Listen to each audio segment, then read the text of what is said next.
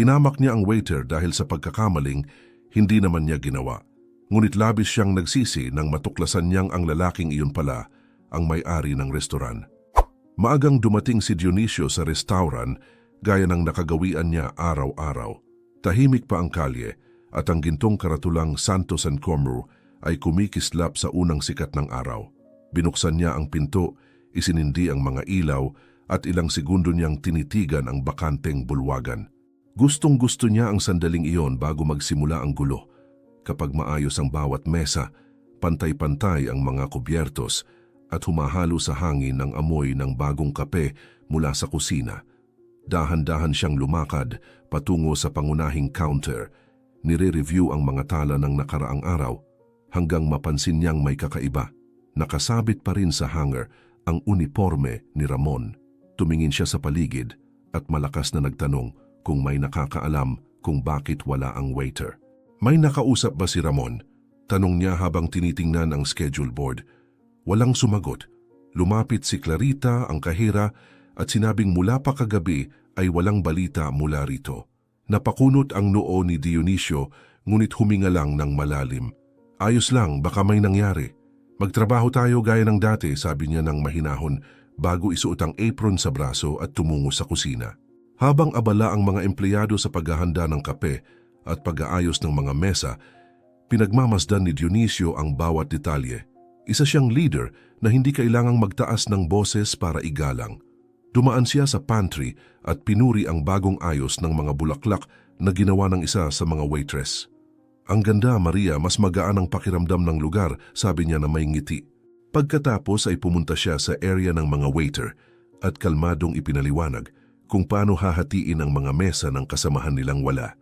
Medyo magiging mas abala tayo ngayon, pero alam kong kakayanin ninyo, wika niya na nagpasigla sa grupo. Eksaktong 9:00 nang dumating ang unang mga customer. Pumuwesto si Dionisio malapit sa pinto, binabati ang bawat isa ng may pagkakamay. Kilala siya ng mga regular na parokyano at hinahangaan sa kabaitan niyang pakikitungo. Magandang umaga, Ginoong Arturo. Nakalaan na po ang dati ninyong upuan, bati niya ng may kasiyahan.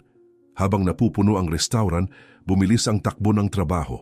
Sunod-sunod ang mga plato mula kusina, naglalakad-lakad ang mga waiter at napuno ng usapan at tawanan ng paligid. Bandang tanghali, nakatanggap ng mensahe sa cellphone si Clarita at dali-dalihang lumapit kay Dionisio. Boss, mukhang kakain dito ngayon si Maribeth Cruz, bulong niyang sabik. Nagtinginan ang mga empleyado. Kilala ng lahat ang pangalan, isang sikat na negosyante sa mundo ng moda. Bantog hindi lang sa talento kundi pati sa pagiging mapagmataas. May ilan sa mga waiter na kinabahan, ang iba na may nag-ayos ng uniforme at sinabi ni Clarita na kailangang mas pagandahin ang serbisyo. Tahimik na nakinig si Dionisio bago sumagot ng mahinahon. Pare-pareho ang paggalang sa lahat ng dumadayo rito. Kung darating man siya, tatanggapin natin siya gaya ng iba.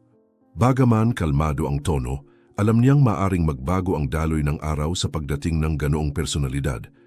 Gayunman, mas nais niyang maramdaman ng kanyang staff ang pagmamalaki kaysa takot. Nang tanungin siya ng isa sa mga kusinero kung dapat bang maghanda ng espesyal, ngumiti siya at sinabing, ang espesyal ay ang pag-aalaga na palagi nating ibinibigay, wala nang iba. Ilang sandali pa, tumunog ang telepono. Sinagot niya ito at agad nakilala ang boses ni Ramon sa kabilang linya. Mabilis itong magsalita, halatang kinakabahan. Ikinuwento nitong nagkasakit ang kamag-anak noong madaling araw at nagbantay siya buong gabi sa ospital. Humingi ito ng paumanhin sa hindi agad pagsabi. Tahimik na nakinig si Dionisio at tumugon ng matatag ngunit may kabaitan. Ramon, huwag mong alalahanin ang trabaho ngayon. Ang pamilya ang nauuna. Alagaan mo ang kamag-anak mo at kapag maayos na ang lahat, bumalik ka ng payapa. Nagpasalamat ng taos-puso ang binata bago ibinaba ang telepono. Ilang segundo ring tahimik si Dionisio, nakatitig sa handset, naalala ang mga panahong siya mismo ang waiter at dumaraan sa mga ganitong sitwasyon. Naramdaman niyang gusto niyang balikan ang panahong iyon. Hindi dahil sa pangungulila kundi dahil sa pasasalamat, nagpasya siyang siya mismo ang sasalo sa shift ni Ramon. Pumunta siya sa locker room, binuksan ang cabinet na may mga lumang alaala. at nakita ang maayos na nakatiklop na uniforme na may bahagyang kupas na ID card. Hinaplos niya ang tela at ngumiti. Isinuot niya ito, inayos ang buhok sa salamin at lumabas patungo sa dining area. Nagulat at naantig ang mga empleyado. "Boss, hindi ninyo kailangang gawin ito," sabi ng isa. Sumagot si Dionisio, "Gusto kong alalahanin kung saan ako nagsimula. Walang posisyon ang nagpapataas sa akin kaysa sa inyo. Sandaling pahinga muna. Para patuloy naming maibahagi ng libre ang ganitong mga kwentong nagbibigay inspirasyon, hinihiling naming i-like mo ang video at mag-subscribe sa channel. I-comment ang salitang kabaitan sa ibaba. Maraming salamat at ituloy natin ang kwento." Nang magsimula siyang magsilbi sa mga mesa, napansin agad ng ilang customer at nagbulungan. Marami ang kumilala sa kanya at pinuri ang ginawa. Natuwa sa eksenang ang may-ari ng restaurant ay nakikitrabaho sa mga tauhan. Ngumiti si Dionisio, nag-aabot ng mga plato. Nagtatanong kung maayos ang lahat at minsan pa'y tumutulong maglinis kapag kinakailangan. Lalong gumaan ang hangin sa lugar at ramdam ng lahat ang respeto. Pagsapit ng alauna, lumakas ang ingay sa bulwagan. Bumukas ang pangunahing pinto at sabay-sabay na napalingon ang lahat. Pumasok si Maribeth Cruz kasama ang dalawang assistant, suot ang makinang na damit na puno ng kumikislap na bato at napakalaking salaming itim. Kumalat sa paligid ang pabango niya. Ang ilan sa mga customer ay nagkunwaring walang pakialam, ang iba na may palihim na kumuha ng litrato. Pinagmamasdan siya ni Dionisio mula sa malayo at napansin ang kumpiyansa at eksenang halos pinag-insayuhan. Lumapit si Clarita at mahina ang tinig na nagtanong kung sino ang maglilingkod sa kanila. Walang pag-aalinlangang sumagot si Dionisio. "Ako na mismo ang bahala." Lumapit siya sa mesa, iniabot ang menu at mahinahong ipinaliwanag ang mga opsyon sa araw na iyon. Nakinig si Maribeth ng walang interes, mas nakatutok sa cellphone. "Gusto ko ng magaan pero elegante," sabi niyang may autoridad. Isinulat ni Dionisio ang order, nagpasalamat at nagtungo sa kusina upang tiyaking maihahanda ng eksakto ang kanyang hinihiling. Naroroon siya muli sa salaw, pinagmamasdan ng mga kliyenteng nagkukwentuhan ng masigla. Isang matandang lalaki ang lumapit at nagsabi, "Nakaka-inspire kayong panoorin, Ginoong Dionisio. Iyan ang tunay na karakter." Ngumiti siya at tumugon, "Ang pamumuno ay totoo lamang kapag nauunawaan natin ang trabaho ng iba." Tumango ang lalaki, humanga sa sagot. Makalipas ang ilang minuto, natapos ang inihahandang putahe ni Maribeth at personal itong dinala ni Dionisio. Maingat niyang inilapag ang plato sa harap ng babae at sinabi, "Narito po, eksaktong tulad ng inyong hiling." Hindi siya tiningnan ni Maribeth, tumango lang ng bahagya bilang tugon.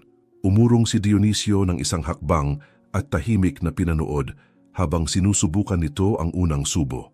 Hindi pa niya alam, ngunit ang simpleng sandaling iyon ang magpapabago sa takbo ng kanyang araw at ng kwento nilang dalawa.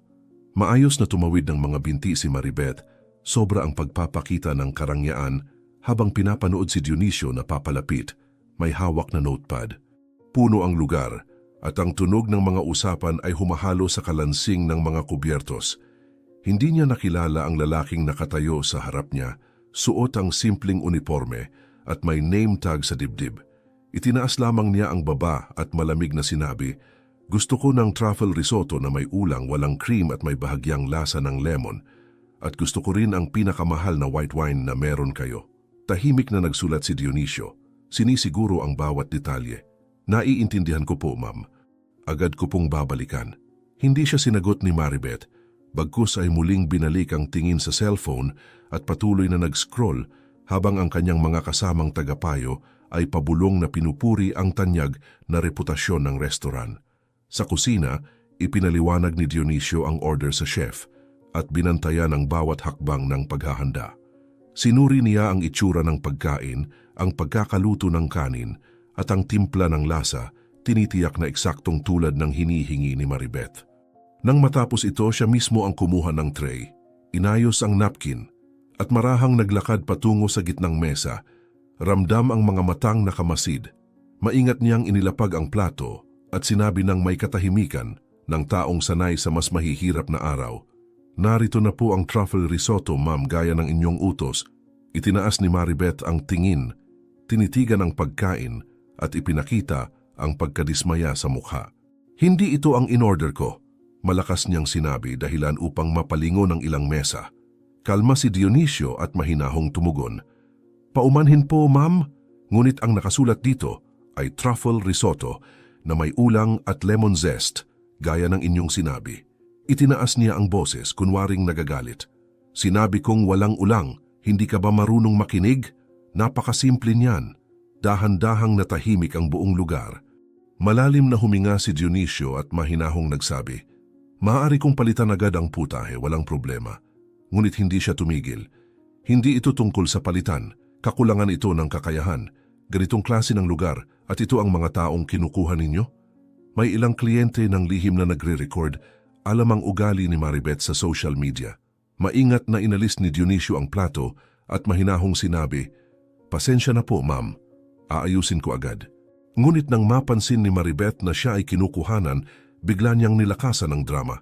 Tingnan ninyo ito, ganito nila tratuhin ang mga customer. Mali ang inihain at gusto pa akong singilin ng mas mahal.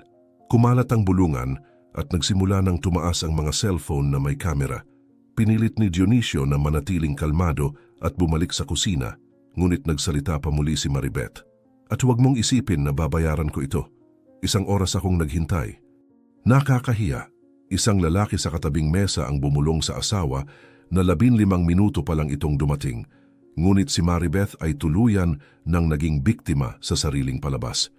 Ito ay hindi makatarungan. Dumating ako rito para i-promote ang lugar pero ganito nila ako tratuhin. Sabi niya habang kunwaring nagpupunas ng luha na wala naman. Huminto si Dionisio, tinitigan siya at sinabing mahinahon ngunit matatag, paumanhin po sa abala, ma'am. Ang tanging hangarin ko ay magkaroon kayo ng magandang karanasan dito. Mapait ang tawa ni Maribeth. Ngayon magmamaganda ka. Huli na. Nire-record ko na ang lahat. Dumami ang mga nakatutok na cellphone at nahati ang buong lugar sa hiya at kuryosidad. Habang sinusubukang tapusin ni Dionisio ang gulo, biglang dumating si Clarita mula sa cashier. May hawak na ledger. Sir, kailangan ko lang pong i-confirm ang halaga ng reservation mamayang gabi. Sabi niya, hindi na mamalaya ng eksena. Ang salitang sir ay kumalat sa tahimik na lugar at nagpahinto kay Maribeth. Dahan-dahan niyang ibinaling ang mukha kay Clarita. Ano ang sinabi mo? Malamig niyang tanong. Walang kamalay-malay si Clarita at sumagot, pasensya na po, gusto ko lang tanungin si Ginoong Dionisio Santos. Puno ng katahimikan ang buong restoran. Sabay-sabay na tumingin ang lahat sa lalaking may simpleng uniforme at hawak ang plato. Kunot noong nagtanong si Maribeth, Dionisio Santos, pareho sa pangalan ng restoran. Ngumiti si Clarita, hindi napansin ang tensyon. Opo ma'am, siya po ang may-ari ng Santos & Co. Napalunok si Maribeth at itinakip ang kamay sa bibig, pilit itinatago ang pagkabigla. Patuloy ang mga kamera sa pag-record, kinukunan ang sandaling napalitan ng hiya ang kanyang kayabangan. Ibinaling ni Dionisio ang tingin sa mesa, ayaw sa pansin, at mahinahong sinabi, Clarita, pakiusap, bumalik ka muna sa cashier. Ako na ang bahala rito. Ngunit huli na, nabunyag na ang lihim. Nagbulungan ang mga tao at muling bumalik ang ingay sa lugar. Sinubukan ni Maribeth makabawi. Siguro nagkamali lang ako. Oo, ako pala ang nagkamali. Hindi ako nakatulog kagabi, pilit niyang paliwanag. Tumugon si Dionisio, walang problema ma'am, lahat naman tayo ay nagkakamali. Ayos lang iyon. Pilit siyang tumawa, pero pilit ang tunog. Oo, tama. Wala nang issue mga kaibigan. Ngunit hindi pa tapos ang mga tao. Ang mga kamera ngayon ay nakatutok na sa kanya. At sa social media, kumakalat na ang mga video ng sandaling bumaliktad ang sitwasyon. Clarita, nahihiyang siya ay nagdulot ng alitan, sinikap niyang humiwalay. Inilagay ni Dionisio ang plato sa isang tray at bumaling na papuntang kusina. Habang si Maribeth hindi alam ang gawin, ay dinastusan ang mga kubyertos upang magmukhang abala. Isang bisita ang bumulong. Akala ko ang waiter pala ang may-ari ng buong oras. Ang isa naman ay sumagot at siya pa ang nagsalita na para siyang nakakataas. Biglang tumayo si Maribeth. Hindi ko kailangang makinig nito, wika niya, pinipilit kumalma. Tumugon si Dionisio ng mahinahon. Patawad po sa hindi pagkakaintindihan, ginang. Ang mahalaga po ay maginhawa po kayo. Tiningnan niya ito ng may galit, pagkatapos ay may pagsisisi, at sa huli nahihiya. Dapat sinabi ninyo agad na kayo na pala ang may-ari, sambit niya. Nang ngumingiti ng may katahimikan si Dionisio, walang dahilan po noon. Ngayon ay pansamantala lang po akong pumalit sa kasama na hindi nakarating. Ang mga salita niya ay tumagos sa hangin na tila tahimik na aral. Nilapitan ni Maribeth ang paligid at napagtanto niyang wala na ni isang palakpak para sa kanyang palabas. Ang lahat ng tingin ay puno ng paghihinala. Patuloy na kinukunan ng mga kamera, ngunit hindi na niya kaya pang panatilihin ang katauhan niya. Nagkamali po ako'y lumabes, bulong niya, ngunit tila walang natutuwang nakikinig. Kolektahin ni Dionisio ang plato at nagwika. Sa tingin ko po ay pinakamabuti kung dito na natin ititigil ang pagserbisyo. Nais ko pong magkaroon kayo ng maganda ng araw, ginang. Bumaling siya at naglakad papuntang kusina habang huminto rin ang tunog ng mga kubyertos. Si Maribeth, kitang-kita ang kahihiyan na nilikha niya, ay kinuha ang bag na nanginginig ang mga kamay. Bago pa lumabas, tiningnan niya ang mga bisitang nagkukunan ng video at wika lang. Naiintindihan ninyo ito ng mali. Pagkakataas ang kanyang baba at mabilis siyang lumabas, pilit sinasalo ang kaunti pang dangal na natitira. Tahimik ang silid kainan. Huminga ng malalim si Clarita at lumapit kay Dionisio sa kusina, humihingi ng tawad. Tumugon siya nang may pagod ng ngiti.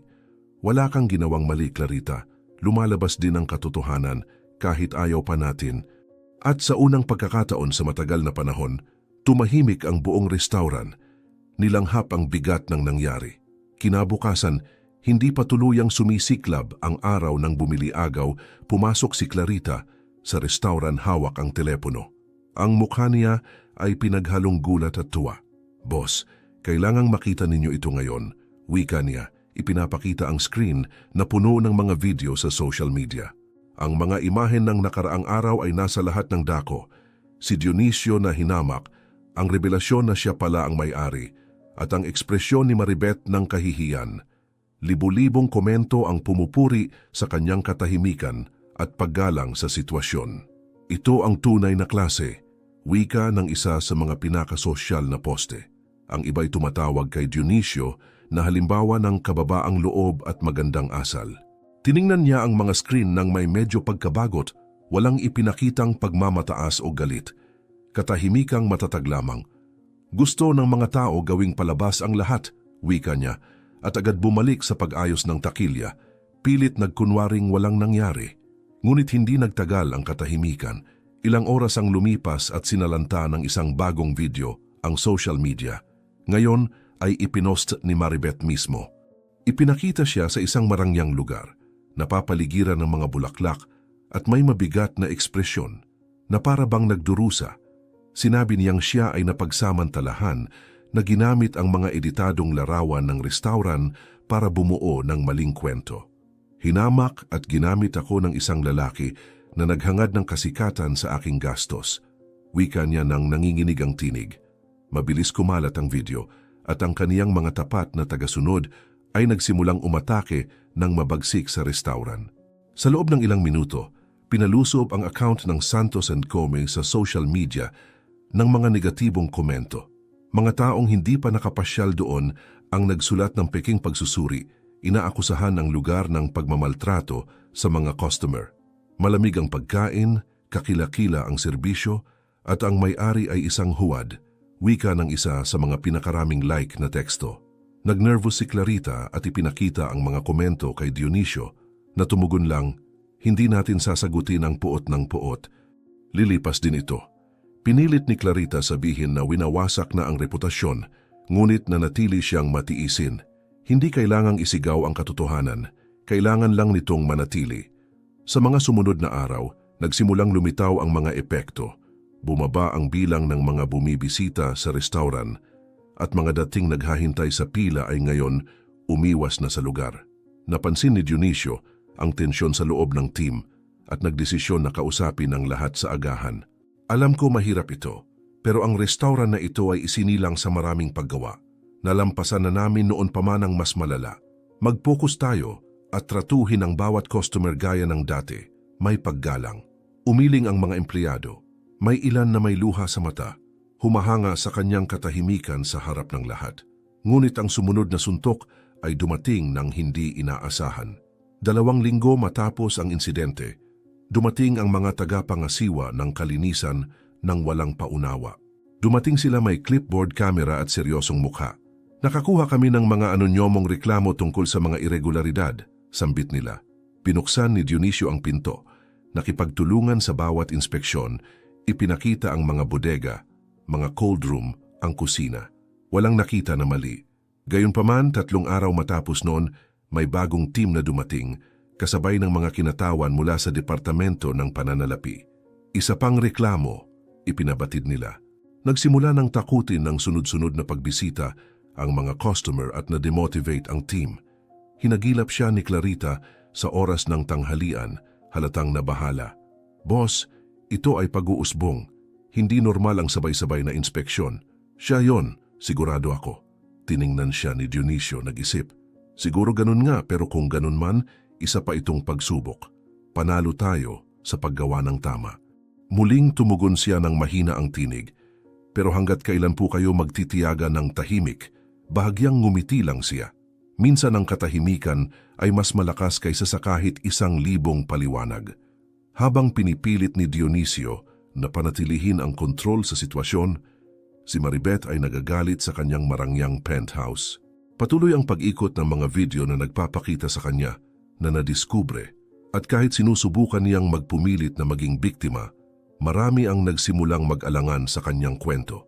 Ilang pahayagan ang nagtatanong kung ang insidente pala ay salamin ng kilalang masamang ugali niya. Ang bawat bago pang kritisismo ay mas nagpapalala sa kanyang galit.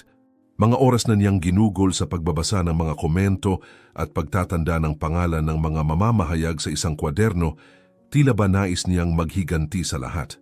Isang maulap na hapon, tumawag si Maribeth kay Enrique, ang kanyang personal na taga-disenyo. Bahagyang nanginginig ang tinig nito nang sumagot. Ginang Maribeth, akala ko po'y iniiwasan niyo pa ring lumabas sa publiko. Malamig ang sagot niya. Iyan mismo ang dahilan kung bakit ako tumawag. Gusto kong ihanda mo ang isang espesyal na kasuotan, isang bagay na hindi makikilala ng kahit sino. Isang marangyang costume, may maskara, ngunit may tatak pa rin ng aking estilo. Napatigil si Enrique. Maaari ko bang malaman kung para saan ito? Ngumiti siya ng may hiwaga. Sabihin na lang natin na kailangan kong pumunta sa isang lugar nang hindi nakikilala. Sinubukan ni Enrique siyang payuhan na baka hindi pa ito ang tamang oras, ngunit agad siyang pinutol ni Maribeth. Trabaho mo ay para sa akin, hindi sa konsensya mo. Gusto ko ang disenyo, bukas tapos na. Pagkababa ng tawag, matagal siyang natigilan, nakatingin sa cellphone, takot sa kung anuman ang maaaring balakin ng babae. Sa mga sumunod na araw, nanatili si Maribeth sa loob ng bahay, tahimik na sinusubaybayan ang pagbulusok ng reputasyon ng restaurant. Bawat negatibong komento ay parang maliit na tagumpay para sa kanya. Ngunit kahit ganoon, tila hindi pa sapat ang paghihiganti. Dapat maramdaman nila kung ano ang naramdaman ko. Bulong niya sa harap ng salamin. Paulit-ulit na parang dasal. Sa mesa sa tabi, kumikislap sa ilaw ng abahur ang pilak na maskara na idinisenyo ni Enrique, na palilibutan ng mga tela at makinang na bato. Hinaplos niya ang malamig na metal at bumulong, walang makakakilala sa akin. Samantala, si Dionisio ay patuloy sa kanyang nakagawian. Mas nagsusumikap pa kaysa dati upang maitaguyod ang lugar at ang kanyang mga empleyado. Dumarating siya ng mas maaga sa lahat, umaalis ng pinakahuli, at ginugugol ang gabi sa pagrerepaso ng mga dokumento upang masigurong walang makakagamit ng kahit ano laban sa kanya. Sa kabila ng pagod, kalmado pa rin ang kanyang anyo. Isang waiter ang nagtanong, nag-aalala, "Boss, sa tingin niyo matatapos pa ba ito?" Sumagot siya, "Lahat ng bagay ay may hangganan. Ang kabutihan palaging nakakahanap ng daan." Unti-unting bumalik ang ilan sa mga tapat na customer, ngunit nanatiling mabigat ang hangin. Ang takot sa panibagong iskandalo ay parang aninong nakabuntot. Alam ni Dionisio na may mas malaki pang plano ang nagaganap, bagaman hindi niya matukoy kung ano. At tama siya. Sa kabilang panig ng lungsod, isinuot ni Maribeth ang natapos na costume. Tinitigan niya ang sarili sa salamin at napatawa. Perpekto. Ni siya mismo, hindi malalaman kung sino ang nasa likod nito. Sa likuran, tahimik na nakamasid si Enrique. Alam na ang babaeng dating lumilikha ng uso ngayon ay nagtatagpi ng sarili niyang pagbagsak. Malapit nang maghating gabi nang patayin ni Dionisio ang mga huling ilaw ng bulwagan. Tahimik ang buong restauran at ang tanging maririnig ay ang paglapit ng mga pahina ng papel sa kanyang mesa. Maingat niyang tinitingnan ang mga ulat ng linggo, ang mga gastusin, ang mga order na darating at ang mga bayad sa mga supplier. Ang malambot na liwanag ng abajur ay tumatama sa kanyang pagod na mga mata, ngunit tila ayaw pa rin niyang umalis. Gusto niyang matapos ang araw na maayos ang lahat, marahil sa nakasanayan na, marahil dahil sa pakiramdam na ang lugar na iyon ay higit pa sa negosyo. Isa itong simbolo ng buhay na itinayo mula sa wala. Habang sinusuri niya ang isang resibo, nakarinig siya ng mahina, ngunit kakaibang tunog mula sa labas. Napatingin siya sa pintuan sa likod, ngunit agad ding tumigil ang ingay. Napabuntong hininga siya, iniisip na baka hangin lang ang tumama sa takip ng kung anong lata. Bumalik siya sa ginagawa, ngunit makalipas ang ilang minuto, muling narinig ang tunog. Ngayon ay mas malakas, metaliko, parang may pinipilit. Kumunot ang noo ni Dionisio at tumayo. Pumunta siya sa silid ng seguridad kung saan makikita ang mga kamera at pinagmasdan ang itim at puting mga monitor. Sa labas, may aninong gumagalaw malapit sa tangke ng gas.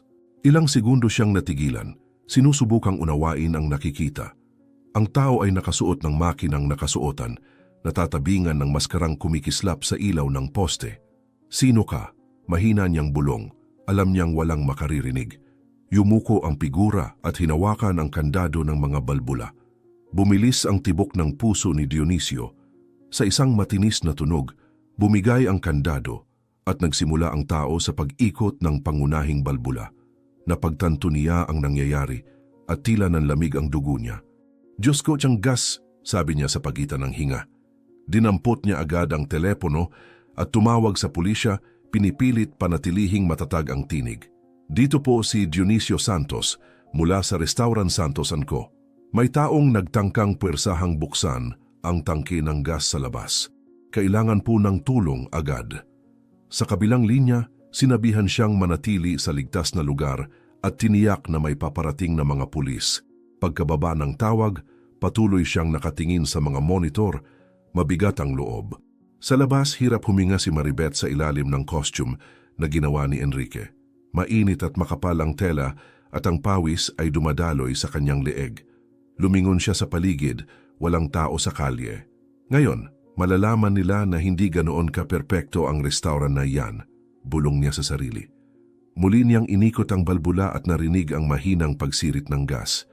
Ngumiti siya, inayos ang maskara at dahan-dahang lumayo. Tiwalang walang makakakilala sa kanya kailanman.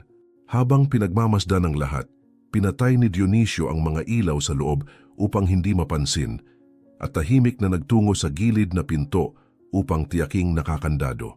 Makalipas ang ilang minuto, narinig niya ang mga sirenang unti-unting lumalapit. Tumigil ang ilang patrol car sa tapat ng restaurant, walang sinding ilaw at 2 pulis ang bumaba na may hawak na flashlight.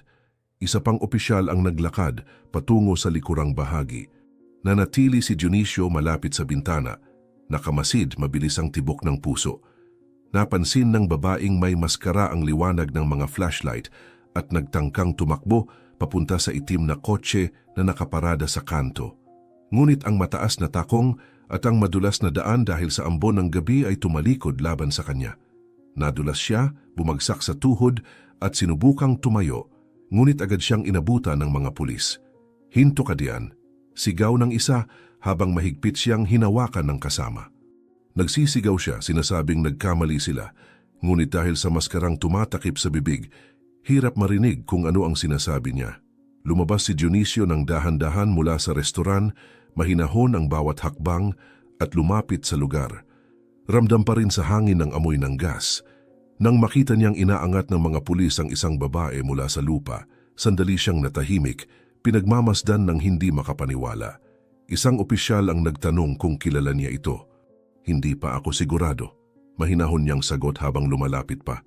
Inalis ng pulis ang maskara at sa ilalim ng malamig na liwanag ng flashlight, lumitaw ang mukha ni Maribeth. Napako si Dionisio sa kinatatayuan. Hindi maaari, mahina niyang bulong. Si Maribeth, gusot ang buhok at may mga bakas ng luha at nagkalat na makeup, ay nagmamadaling nagsalita. Isa lang itong hindi pagkakaintindihan. Gusto ko lang humingi ng tawad. Tinitigan siya ni Dionisio, halatang bigo at nasasaktan. Tawad? Magpapalabas ka ng gas sa isang saradong lugar. Alam mo ba kung ano ang pwedeng mangyari? Nauutal siyang sumagot. Ako, gusto ko lang na mawala kahit kaunti ang kinang niya. Naiintindihan mo? Pinahiya niya ako at pinagtawanan ako ng buong bansa. Sinimulan ng mga pulis ang pangangalap ng ebidensya. Isa sa kanila ang nagpakita ng sirang kandado at sinabing totoo ang tagas ng gas. Maari itong magdulot ng pagsabog. Kinang inaaresto po namin kayo sa kasong pagtatangkang sabotahi at panganib sa buhay. Pahayag ng opisyal. Nagsimulang umiyak si Maribeth. Pilit ipinapaliwanag na isa lamang itong pagkakamali. Hindi ko gustong manakit ng kahit sino, nadala lang ako sa emosyon. Ipinulupot ni Dionisio ang mga braso at mahinahong sinabi, hindi mo makukuha ang respeto sa pamamagitan ng pagwasak sa iba. At hindi mo ito mabibili, Maribeth. Maaaring may nasawi dahil lang sa iyong kayabangan. Tinitigan siya ni Maribeth, desperado. Hindi mo nauunawaan, iniwan ako ng lahat. Tinawag nila akong sinungaling. Gusto ko lang patunayan na may kapangyarihan pa rin ako. Umiling si Dionisio ng dahan-dahan. Ang kapangyarihang nagmumula sa pagkawasak ay hindi kapangyarihan. Iyon ay kawalan ng pag-asa. Tumahimik ang paligid habang inuupo siya ng mga pulis sa loob ng sasakyan. Isa sa mga opisyal ang nagpasalamat sa tawag ni Dionisio at ipinaliwanag na bibigyan ito ng agarang pansin. Tumango siya, pagod ang ekspresyon, walang halong paghihiganti. Salamat sa mabilis na pagresponde. Ang gusto ko lang ay walang sino mang masaktan pa. Bago sumakay si Maribeth, humarap siya isang huling beses. Pagsisisihan mong pinalabas mo akong baliw. Tugon ni Dionisio, kalmado pa rin. Hindi mo na kailangan ng tulong para diyan, nagawa mo na mag-isa. Sumara ang mga pinto ng sasakyan at ang tunog ng makina ay humalo sa malamig na ihip ng hangin. Nakatayo si Dionisio, pinagmamasdan ang paglayo ng kotse, habang siniselyuhan ng mga pulis ang linya ng gas. Nagsimulang umambon at itinaas niya ang mukha, hinayaang dumaloy ang mga patak sa balat. Ilang minuto ang lumipas, dumating si Clarita, nag-aalala sa kumikislap na ilaw ng mga pulis sa labas. Sir, ano pong nangyari? Tanong niya. Napabuntong hininga si Dionisio at sumagot, wala namang hindi kayang maiwasan kung may konting bait at malasakit. Tiningnan ni Clarita ang mga pulis at ang sira sa gate. Unti-unting nauunawaan kung gaano kalapit ang panganib. Sinubukan niya bang? Tumango si Dionisio. Oo, pero hindi siya nagtagumpay. Minsan, binibigyan pa tayo ng buhay ng sandali para pigilan ang pinakamasama. Bumalik siya sa loob ng restaurant, pinatay ang mga natitirang ilaw, iniwan lang ang isang lampara sa opisina. Nilibot ng tingin ang paligid, huminga ng malalim at bumulong. Isa na namang gabi ang nalampasan ng lugar na ito at mananatili itong nakatayo anuman ang mangyari. Kinabukasan, nagising ang lungsod sa balitang umalingaw-ngaw sa lahat ng istasyon. Sa mga telebisyon, ipinakita ang pag-aresto sa isang babaeng may maskara sa harap ng Santos & Co. Ilang oras lang ang lumipas, isinapubliko ng mga mamamahayag ang kanyang pagkakakilanlan, si Maribeth Cruz, kilalang personalidad sa industriya ng moda. Nabigla ang buong bansa. Ipinakita ng mga programa sa telebisyon ang magkasunod na larawan, ang marangyang buhay niya sa runway at ang sandaling inilalayo siya ng mga pulis na may posa sa kamay. Naglabasan ng mga headline mula runway hanggang kulungan at ang pagbagsak ng reyna ng fashion. Mabilis ang naging epekto. Isa-isang kinansela ng mga kliyente ang kontrata sa kumpanya niya at ang mga kasosyong tatak ay naglabas ng pahayag ng pagputol ng ugnayan. Sa social media, nagsilabasan ang mga dating empleyado. Ikinukwento ang mga karanasang matagal nilang kinimkim. Isang mananahi ang nagsulat na madalas silang sigawan ni Maribeth at kaltasan ng sahod dahil sa maliliit na pagkakamali. Isang dating manager ang nagsabing pinipilit silang magtrabaho hanggang 10 oras ng walang dagdag na bayad. Isa pa ang nagkuwento na natanggal siya matapos magtanong tungkol sa naantalang sweldo. Sa loob lamang ng ilang oras mula sa simbolo ng tagumpay, naging halimbawa siya ng pang-aabuso at kayabangan. Samantala, pinilit ni Dionisio na harapin ang araw ng may katahimikan. Maagang nagising, nagtimpi ng kape, at tahimik na pinagmasdan ang bakanting salaw ng restoran. Dumating si Clarita, may hawak na pahayagan. "Sir, nakita niyo po ito?" Tanong niya. Ipinapakita ang litrato ni Maribeth na inaaresto. Tumango lang siya, walang ngiti. Nakikita lang ng mundo ngayon ang bunga ng sarili niyang mga gawa. Walang tagumpay sa pagbagsak ng iba, Clarita, pero may katarungan kapag lumilitaw ang katotohanan. Tumango si Clarita, humanga sa kapanatagan ng kanyang amo sa gitna ng kaguluhan. Makalipas ang ilang araw, lumitaw si Ramon sa pintuan. Halatang nahihiya ngunit sabay na nangingibabaw ang emosyon. Matagal siyang nawala mula nang magkaroon ng problema ang kanyang kamag-anak na may sakit at ngayon ay may dala siyang isang maliit na USB at isang matatag na tingin. "Boss, kailangan kong ipakita ito sa inyo," wika niya. Naupo silang magkasabay sa harap ng computer at binuksan ni Ramon ang mga file ng security system. Lahat ay malinaw na nakita. Ang sandaling dumating si Maribeth na nakamaskara kung paanong binuksan niya ng pilit ang kandado ng tangke ng gas at pati ang mga eksenang tinawagan ni Dionisio ang pulisya at naiwasan ang trahedya. Naisip ko pong dapat malaman ng mundo ito. Hindi kayo nagsalita para ipagtanggol ang sarili, kaya ako na ang gumawa noon bilang pasasalamat, wika ni Ramon. Ipinatong ni Dionisio ang kamay sa kanyang balikat at sumagot ng mahinahon. "Wala kang utang sa akin, Ramon, pero kung makakatulong ito para ipakita ang totoo, hayaan mo." Ipinost ni Ramon ang video sa social media na may simpleng caption, "Ito ang lalaking nagturo sa akin ng tunay na dangal." Iniligtas niya ang buhay ng iba at iginagalang pa rin ang taong sumira sa kanya. Ilang oras lamang, sumabog ang video sa internet. Umabot ito sa lahat ng sulok ng bansa na may milyon-milyong nanood. Sa wakas nakita ng publiko kung sino ang tunay na biktima at kung sino ang nagpanggap na biktima. Nagsimula ang mga komento. Ngayon, walang makapagsasabing hindi siya marangal. Pwede sana siyang gumanti, pero pinili niya ang kabutihan. Unti-unting bumalik ang dangal ng restaurant na pansamantalang nadungisan ng mga kasinungalingan ni Maribeth.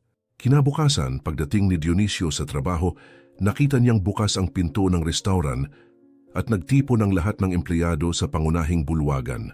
Pagpasok niya, sinalubong siya ng malakas na palakpakan na umalingaw-ngaw sa buong lugar. Si Clarita na may luha sa mata ang unang lumapit. "Kayo po ang dahilan kung bakit kami proud magtrabaho dito," sabi niya. Dinugtungan ni Ramon, "Palagi kayong naniwala na mananaig ang kabutihan at ngayon, totoo nga." Tiningnan ni Dionisio ang bawat isa. Ramdam ang bigat ng emosyon. "Ginawa ko lang naman ang dapat gawin ng bawat tao, manatiling matatag at malinis ang puso. Kayo ang dahilan kung bakit nananatiling matibay ang lugar na ito." Nagpatuloy ang palakpakan at maging ang ilang customer sa labas ay sumama sa pagdiriwang. Isang matandang Ginoo na madalas kumain doon ay nagsalita ng malakas. "Hindi lang kami pumupunta rito para sa pagkain, kundi para sa kwentong dala ng lugar na ito." Nagpasalamat si Dionisio, halatang naantig. "Hindi ninyo alam kung gaano ito kahalaga sa akin. Umiiral lang ang restaurant na ito dahil kumikilos tayo bilang isang pamilya. Hindi ko kakayanin ito ng mag-isa." Sa oras ng tanghalian, bumalik ang sigla ng negosyo. Napuno ang mga mesa at ang mga reserbasyon para sa susunod na mga araw ay agad na ubos. May mga taong mula pa sa ibang syudad na dumadayo upang makita ang lugar at ang lalaking naging balita sa buong bansa. Ngunit si Dionisio sa kabila ng pagkilala ay nanatiling ganoon pa rin. Kinakausap ang lahat, tumutulong sa kusina at minsan ay siya pa mismo ang nagsisilbi sa ilang mesa. Pinanood siya ni Clarita mula sa malayo at sinabi kay Ramon, "Kahit matapos ang lahat ng ito, pareho pa rin siya." Ngumiti si Ramon. Kaya nga nararapat lang sa kanya ang lahat ng magagandang bagay na nangyayari. Habang patuloy na umuunlad ang restaurant, ipinapakita naman sa telebisyon ang pagbagsak ni Maribeth. Kumpirmado ng mga awtoridad na siya ay kakasuhan dahil sa tangkang sabotahe at pinsalang material. Ang kanyang tatak na dating simbolo ng karangyaan ay nagsara ng maraming tindahan at nagtanggal ng daan-daang empleyado. Sa isang panandaliang panayam, sinubukan niyang ipaliwanag na siya raw ay biktima ng sabwatan ngunit wala nang naniwala. Naaalala pa ng mga tao ang video na ginawa ni Ramon at ang matatag na pananalita ni Dionisio noong gabi ng kanyang pagkakaaresto. Pagkatapos ng trabaho ng halos tahimik na ang restaurant, naupo si Dionisio kasama ang kanyang team at nagbigay ng biglaang talumpati. Palagi kong pinaniniwalaan na lumalabas ang tunay na pagkatao ng isang tao kapag gumuho ang lahat. Ipinakita ninyo ang tapang, pagkakaisa at katapatan. Ang lugar na ito ay kung ano ito ngayon dahil ayaw ninyong sumuko. Tinanong ni Clarita kung ano ang balak niya ngayong mas sumikat na ang restaurant. Ngumiti siya. Lilipas ang kasikatan, Clarita. Ang mananatili ay ang halimbawa. Kung may natutunan man ang kahit sino sa lahat ng ito, sulit na. Muling nagpalakpakan ang grupo, hindi lang dahil sa tagumpay, kundi dahil sa paraan ng kanyang pagharap sa kawalang katarungan nang hindi nawawala ang kabaitan. Sa labas ang gintong karatula ng Santos & Co. ay kumikislap sa mga ilaw ng lungsod, mas maliwanag kaysa dati. Habang tahimik na pinagmasdan ni Dionisio, batid na ang tunay na tagumpay ay hindi ang papuri ng mundo, kundi ang kapayapaang dala ng pananatiling totoo sa sarili. Sa mga sumunod na araw, nagsunod-sunod ang mga headline na tila nagwawakas sa isang yugto ng kasaysayan. Tatak ni Maribeth Cruz tuluyang nagsara, sabi ng isang pahayagan. Investigasyon naglabas ng pandaraya at irregularidad sa kumpanyang pangmoda, ayon sa iba pa. Mabilis kumalat ang balita at ang dating kilalang pangalan ng negosyante ay naugnay na ngayon sa iskandalo at kayabangan. Ilang linggo lamang, tuluyang nagsara ang mga tindahan, nakansela ang mga kontrata, at natigil ang mga fashion show. Ang mga dating maimpluwensyang kaibigan ay naglaho, at ang mga empleyado na dati nasa ilalim ng kanyang anino ay ngayon nawalan ng trabaho at pag-asa. Tahimik na pinagmamasdan ni Dionisio ang lahat mula sa malayo. Wala ni bahagyang ngiti ng tagumpay sa kanyang mukha. Sa halip, kapansin-pansin ang isang malungkot na katahimikan na parabang nauunawaan niyang walang ginhawang dala ang pagbagsak ng iba. Isang umaga, habang inaayos ni Clarita ang kaha, sinabi niyang sa wakas ay naghari ang katarungan. Maayos na tumugon si Dionisio. Hindi nagaganap ang hustisya kapag may bumagsak, Clarita, kundi kapag may natutunan tayo sa pagbagsak. Tinitigan siya ni Clarita nang may paghanga. Kahit matapos ang lahat may awa pa rin kayo sa kanya. Tahimik siyang nag-isip bago sumagot. Awa ko'y para sa mga taong umaasa sa kanya. Sila ang tunay na magdurusa sa ginawa niya. Sa mga sumunod na araw, madalas mag-isip si Dionisio kung ano pa ang maaari niyang gawin upang makatulong. Ang restaurant ay nasa pinakamagandang yugto nito. Puno ng mga customer, pinupuri ng media, ngunit alam niyang walang saysay ang tagumpay kung hindi ito maglilingkod sa layuning higit pa sa pera. Sa tanghalian ng buong staff, inihayag niya ang desisyon. Napagpasyahan kong magbukas ng bagong sangay ng Santos & Cosers, sabi niya, dahilan para mapatingin ang lahat. Ngunit gusto kong may kakaibang layunin ang lugar na ito. Nais kong bigyan ng pagkakataon ang mga taong nawalan ng lahat nang magsara ang kumpanya ni Ginang Maribeth. Mga mananahi, tagapamahala, kusinero, mga baguhan, lahat ng taong napahiya o nakalimutan. Karapat-dapat silang magsimula muli. Nagkaroon ng emosyonal na katahimikan. Si Ramon ang unang nagsalita. Boss, tatanggap po kayo ng mga dating nagtatrabaho sa kanya kahit sa ginawa niya sa inyo. Tumango si Dionisio. Oo, Ramon, dahil siya ang nagkamali, hindi sila. At kapag tinulungan natin ang taong ginawa ng mali, ibinabalik natin sa mundo ang kabutihang nawala. Napangiti si Clarita habang pinupunasan ng luha. Palagi ninyong nakikita ang tao bago ang problema, boss. Kaya kakaiba ang restaurant na ito. Sa mga araw na sumunod, sinimulan ni Dionisio ang proseso ng pagpapalawak. Pinili niya ang isang lumang bahay sa sentro. Maluwag, may matataas na kisame at malalaking bintana. Nakita niya roon ang pagkakataon para sa bagong simula, hindi lang para sa kanya, kundi para sa lahat ng naiwan. Ipinagawa niya ang gusali kasama ang kanyang sariling staff at inihayag sa social media na magbubukas sila ng hiring. Nagpapatayo kami ng bago, isinulat niya. Hinahanap namin ang mga taong may talento na hindi nabigyan ng halaga, mga nangangarap na karapat-dapat sa panibagong pagkakataon. Nagsimula ang mga panayam kinabukasan at tumagal ng ilang araw. Personal na dumalo si Dionisio sa bawat isa. Umuupo siya sa harap ng bawat aplikante, nakikinig ng mabuti, nagtatanong ng simple, at hinahayaan silang ikwento ang kanilang buhay. Nakilala niya si Mila, isang mananahi na napaiyak habang inaalala ang mga taong ginugol sa pagtatahi ng mga mamahaling bestida na hindi man lang siya pinasalamatan. Nakilala rin niya ang isang batang kusinero na tinanggal sa trabaho dahil lang sa pag-alok ng bagong putahe. Isang dating tagapamahala, pagod ang mga mata, ang nagsabing mula nang magsara ang kumpanya, hindi na siya tinanggap saan man. Tahimik na nakinig si Dionisio sa bawat kwento at sa dulo tapat na sinasabi, "Dito hindi mahalaga kung ano ang nakaraan mo. Ang mahalaga ay kung ano pa ang kaya mong maging." Malalim ang naging epekto sa kanya ng mga panayam na iyon. Kinagabihan, habang nire-review ang mga tala, sinabi niya kay Clarita, "Ang mga taong ito ay winasak ng isang taong naniwalang ang kapangyarihan ay karapatang manghamak. Gusto kong ipakita ng bagong sangay na mas malaki ang nagagawa ng respeto." Sagot ni Clarita halos maiyak, "Gagawin niyo ang sakit nilang pag-asa."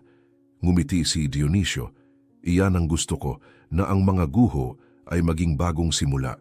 Lumipas ang ilang linggo at unti-unting nagkaroon ng hugis ang bagong lugar. Pinanatili ni Dionisio ang isang simbolikong detalye, ang mga uniforme. Hiniling niya sa grupo ng mga dating mananahi mula sa kumpanya ni Maribeth na silang magdisenyo ng mga ito, batay sa dating estilo, ngunit may kakaibang kulay at sigla. Lumabas na magaganda, magaang at puno ng buhay ang mga damit, refleksyon ng muling pagbangon ng mga gumawa nito. Ang mga uniformeng ito ay hindi lang kasuotan, sabi niya sa araw ng pagtanggap. Simbolo ito ng pagtagumpay laban sa pagkadurog. Nang matapos ang lahat, itinakda ang pagbubukas sa isang Sabado ng gabi. Kumikislap sa gintong ilaw ang bagong restauran at dagsa ang mga taong gustong makakita. Naroon din ang mga mamamahayag, ngunit sa pagkakataong ito, hindi dahil sa iskandalo kundi sa paghanga. Dumating si Dionisio bago pa man ang mga bisita at dahan-dahang naglakad sa bulwagan. Pinagmasdan niya ang bawat detalye, ang mga bagong mesa, ang mahinang tugtugin, ang amoy ng bagong lutong pagkain, at nakaramdam ng tahimik na pagmamalaki. Lumapit si Ramon at nagtanong kung kinakabahan siya. "Kaunti lang," sagot niya na may ngiti. "Pero maganda ang ganitong kaba. Ibig sabihin, nagmamalasakit pa rin ako." Pagbukas ng mga pinto, pumasok ang mga bisita na may palakpakan. Si Clarita, puno ng emosyon, ay nagsalita saglit, sinabing, "Ang lugar na iyon ay patunay ng kabutihan at sipag." Tumayo si Dionisio at nagsalita sa lahat. "Ang restaurang ito ay isinilang mula sa parehong pangarap na dala ko noong ako'y waiter pa lamang. Tinuruan ako ng buhay na hindi ang posisyon ang sukatan ng halaga ng tao, kundi kung gaano karaming buhay ang nahahawakan niya sa daan. Naway maging paalala ang lugar na ito na palaging may oras para magsimulang muli." Umalingaw-ngaw ang palakpakan sa buong bulwagan. Habang kumakain ang mga bisita, nanatiling nakatayo si Dionisio, pinagmamasdan ng kanyang team na abala. Ang mga dating mananahi ngayon ay bahagi ng administrasyon. Ang mga batang dating hinamak ay ngayoy mga chef.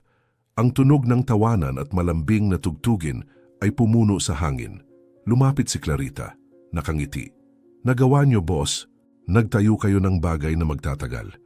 Tumingin si Dionisio sa maliwanag na bulwagan at sumagot, "Hindi ito tungkol sa akin, Clarita. Tungkol ito sa kung ano ang kayang likhain ng respeto.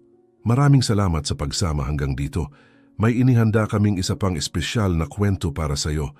Makikita mo ito ngayon mismo sa iyong screen, i-click mo lang para panoorin. Sa mundong puno ng katahimikang may dalang sakit, pinili mong makinig hanggang dulo. Kung hinipo ka ng kwentong ito, mag-subscribe ka. Makakatulong ito para maipagpatuloy namin ang pagdadala ng mga totoong salaysay na dapat marinig. I-komento kung saan ka nanonood. At kung kaya mo, ibahagi mo. Maaaring maliit na bagay lang, ngunit ang pagpapalaganap ng kwento ng pagbangon ay isa ring paraan ng pagpapalaganap ng pag-asa. Hinamak niya ang waiter dahil sa pagkakamali